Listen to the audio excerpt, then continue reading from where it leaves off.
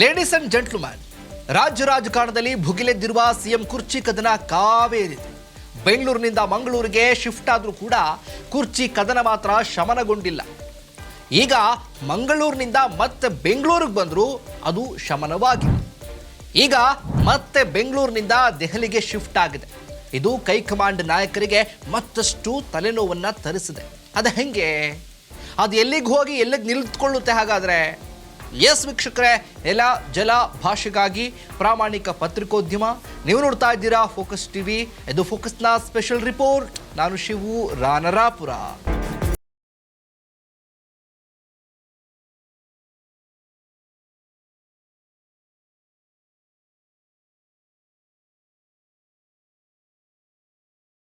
High command ನಾಯಕರು ಏನೇ ಸಂಧಾನ ಸೂತ್ರಗಳನ್ನು ಮಾಡಿದ್ರೂ ಕೂಡ ಕಾವೇರಿ ಇರುವ ಸಿಎಂ ಕುರ್ಚಿ ಕದನ ಮಾತ್ರ ತಣ್ಣಗಾಗ್ತಾ ಇಲ್ಲ.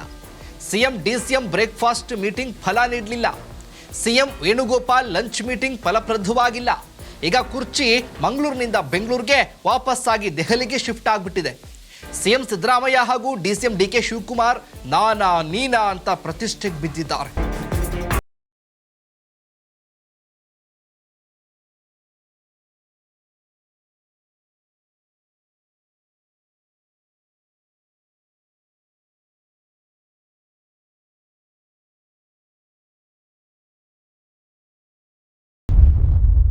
ಅದೇನಿದ್ರು ಹೈಕಮಾಂಡ್ ನಾಯಕರ ಬಳಿಯೇ ನ್ಯಾಯ ಕೇಳೋಣ ಅಂತ ಸಿಎಂ ವಿರುದ್ಧವೇ ಡಿಕೆ ಡೆಲ್ಲಿ ಟೂರ್ ಹೋಗಿದ್ದಾರೆ. ಸಿಎಂ ಕೂಡ ನಾನೇನು ಕಮ್ಮಿ ಇಲ್ಲ ಅಂತ ಡಿಕೆ ವಿರುದ್ಧವೇ ಪ್ರತ್ಯಸ್ತ್ರವನ್ನ ಬೀಸಿದ್ದಾರೆ. ಇಷ್ಟಕ್ಕೂ ಸಿಎಂ ಬೀಸಿರುವಂಥ ಪ್ರತ್ಯಸ್ತ್ರವಾದರೂ ಏನು? ಅದು ಮತ್ತೆ ಸಿಎಂ ಸಿದ್ದರಾಮಯ್ಯ ಅವರಿಗೆ ಲಾಭದಾಯಕವಾಗುತ್ತಾ? ಸಿಎಂ ವಿರುದ್ಧವೇ ಸಿಡಿದೆದ್ದಿರುವಂಥ ಸಚಿವರು ಮತ್ತೆ ಬೆಂಬಲ ಕೊಡ್ತಾರಾ? ಹಾಗೊಮ್ಮೆ ಅವ್ರಿಗೆ ಬೆಂಬಲ ನೀಡಿದ್ರು ಕೂಡ ಅದು ಪೂರ್ಣ ಪ್ರಮಾಣವಾಗಿರುತ್ತಾ? ಇದನ್ನೆಲ್ಲ ಚರ್ಚೆ ಮಾಡೋದಾದ್ರೆ ಮಂಗಳೂರಿನಲ್ಲಿ ನಾರಾಯಣ ಗುರು ಗಾಂಧಿ ಸಂವಾದದಲ್ಲಿ ಭಾಗವಹಿಸಿದ್ದ ಬಳಿಕ ಲಂಚ್ ಮೀಟಿಂಗ್ನಲ್ಲಿ ಹೈಕಮಾಂಡ್ ರಾಜದೂತರಾಗಿ ಬಂದಿದ್ದರು ಕೆ.ಸಿ. ವೇಣುಗೋಪಾಲ್ ರವರು. ಅವ್ರಿಗೆ ಡಿಕೆ ಶಿವಕುಮಾರ್ ವಿರುದ್ಧದ ಪ್ರಕರಣಗಳ ಮಾಹಿತಿ ನೀಡಿರುವಂಥ ಸಿಎಂ ಸಿದ್ದರಾಮಯ್ಯ ತಮ್ಮ ಕ್ಲೀನ್ ಇಮೇಜ್ ಬಗ್ಗೆ ಸಮರ್ಥನೆ ಕೊಟ್ಟಿದ್ದಾರೆ.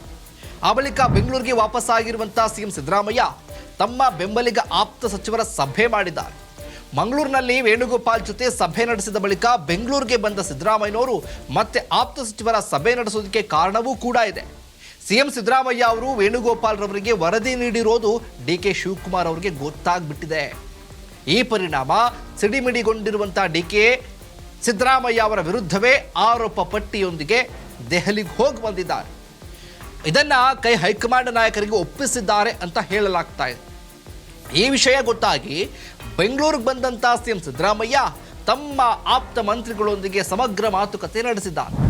ಡಿಕೆ ಶಿವಕುಮಾರ್ ಕುರ್ಚಿಗಾಗಿ ತನ್ನ ವಿರುದ್ಧವೇ ಆರೋಪ ಪಟ್ಟಿಯನ್ನು ಸಲ್ಲಿಸ್ತಾರಾ? ನಾನೇನು ಕಡಿಮೆ, ಅವ್ರ ಬಗ್ಗೆ ನನ್ನ ಬಳಿಯೂ ಕೂಡ ಸಾಕಷ್ಟು ಆರೋಪ ಪಟ್ಟಿ ಇದೆ. ಇದನ್ನೆಲ್ಲ ಕೊಂಡೊಯ್ದು ನೇರವಾಗಿ ಹೈಕಮಾಂಡ್ ನಾಯಕರಿಗೆ ಕೊಡೋಣ ಅಂತ ಪಟ್ಟಿಯನ್ನು ಸಿದ್ಧಪಡಿಸಿಕೊಂಡಿದ್ದಾರೆ. ಅದನ್ನು ಈಗಾಗಲೇ ಕೂಡ ಹೈಕಮಾಂಡ್ ಆಪ್ತ MLC BK ಹರಿಪ್ರಸಾದ್ ರವರ ಮೂಲಕ ಡಿಕೆ ಶಿವಕುಮಾರ್ ವಿರುದ್ಧದ ಆರೋಪಗಳ ಲಿಸ್ಟ್ ಅನ್ನ ಹೈಕಮಾಂಡ್ಗೆ ಸಿಎಂ ತಲುಪಿಸಿಬಿಟ್ಟಿದ್ದಾರೆ.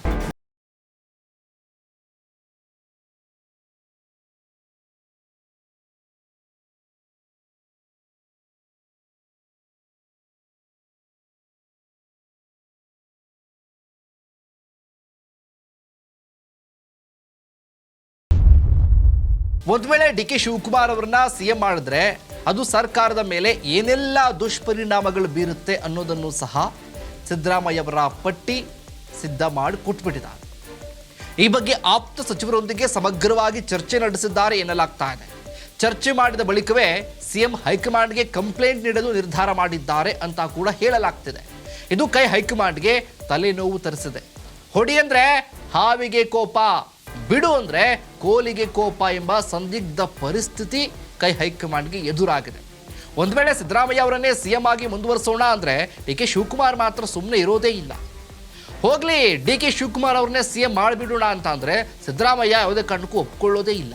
ಹಾಗೊಮ್ಮೆ ಅವರು ಒಪ್ಪಿದ್ರು ಅವರ ಬೆಂಬಲಿಗರು ಅಹಿಂದ ಮಂತ್ರಿಗಳು ಒಪ್ಪೋದೇ ಇಲ್ಲ. ಇದು ಹೈಕಮಾಂಡ್ಗೆ ಮತ್ತೆ ಧರ್ಮ ಸಂಕಟವನ್ನು ತರಿಸಿದೆ. ಹೈಕಮಾಂಡ್ ಇದನ್ನೆಲ್ಲ ಹೆಂಗೆ ನಿಭಾಯಿಸುತ್ತೆ ಅನ್ನೋದೇ ಸದ್ಯದ ಕುತೂಹಲ. ಇದಾಗಿತ್ತು ಫೋಕಸ್ನ ಸ್ಪೆಷಲ್ ರಿಪೋರ್ಟ್. ನೆಲ ಜಲ ಭಾಷೆಗಾಗಿ ನೋಡ್ತಾ ಇರಿ ಫೋಕಸ್ ಟಿವಿ.